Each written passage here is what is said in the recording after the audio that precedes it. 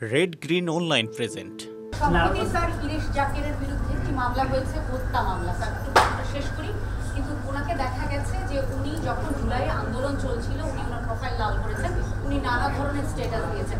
গতকালকেও প্রথম আলো একটি নিউজ করেছে যে মামলাগুলি বাণিজ্যিক কারণে বিদ্বেষমূলক কিনা। স্যার সরকার আচ্ছা, আমি আপনাদের একটু কাইন্ডলি বলি শোনেন, বাংলাদেশের আইনে কোথাও তো মামলা করার ক্ষেত্রে আপনার কোনো বাধা দেওয়া নাই, যে যার মতো মামলা করছে।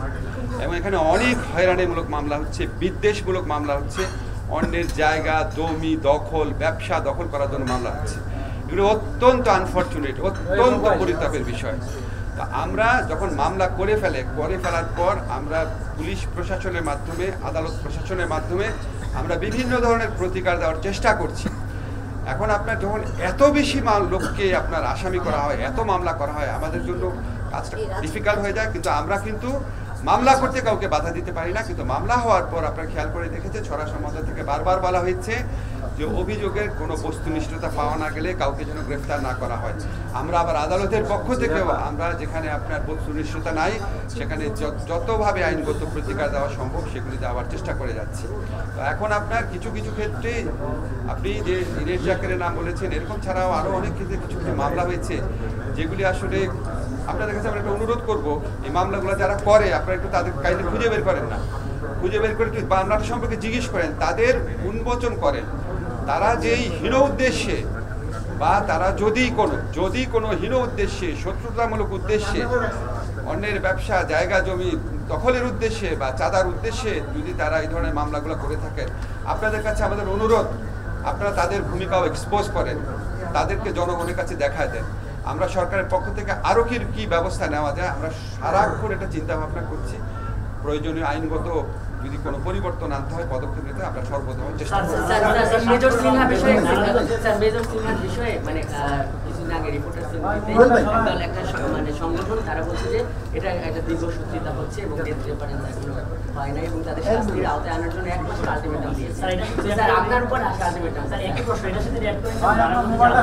আচ্ছা, আমি আপনাদের বলি যে সমস্ত মেজর সিনহার যে আপনার হত্যা মামলা, এটা পাশবিক হত্যা ঘটনা ছিল। আমাদেরকে কি বলবো আর কি, মানে আমরা সবাই শোকাচ্ছন্ন ছিলাম, সবাই আমরা বিচার চেয়েছি। 7 খুন, বর্বরচিত একটা খুন হয়েছে, আমরা এটার বিচার চেয়েছি। কিন্তু ভাই আপনাদের তো একটা বুঝতে হবে, এগুলি যখন উচ্চ আদালতে থাকে, হাইকোর্টে থাকে, তখন এটা সম্পূর্ণভাবে হাইকোর্টের এখতিয়ারাধীন বিষয়।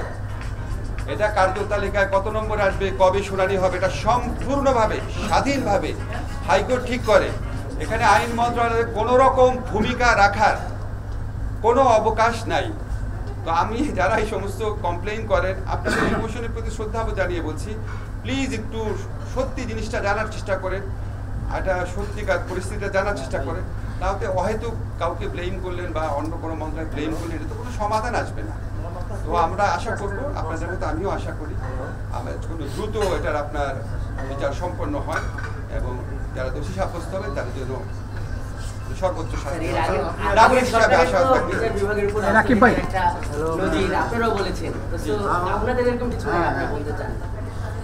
উচ্চ আদালতের উপর আমাদের তো হস্তক্ষেপের কোনো স্কোপই নাই।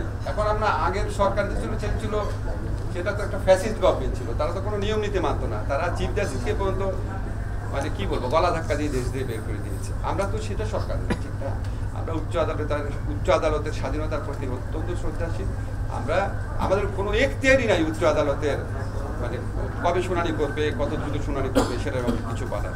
আমাদের একমাত্র যেটুকু রোল থাকে অ্যাটর্নি জেনারেল অফিসের মাধ্যমে, সেটা আমরা সম্পূর্ণভাবে সেই দায়িত্ব পালন করি। সেটা তো আপনার মানে প্রতিদিনের ব্যাখ্যা করার বিষয় না, তাহলে তো আপনার আমাদের গোপনীয়তার শর্ত বা কোনো কিছুই থাকে না। এই বিশেষ প্রতিবেদনটি যদি আপনাদের ভালো লেগে থাকে অথবা উপকৃত হন, তাহলে অবশ্যই এই চ্যানেলটি সাবস্ক্রাইব করুন এবং লাইক, কমেন্ট ও শেয়ার করে রেড গ্রিন অনলাইনের সাথেই থাকুন। Thanks to everyone. Red green online.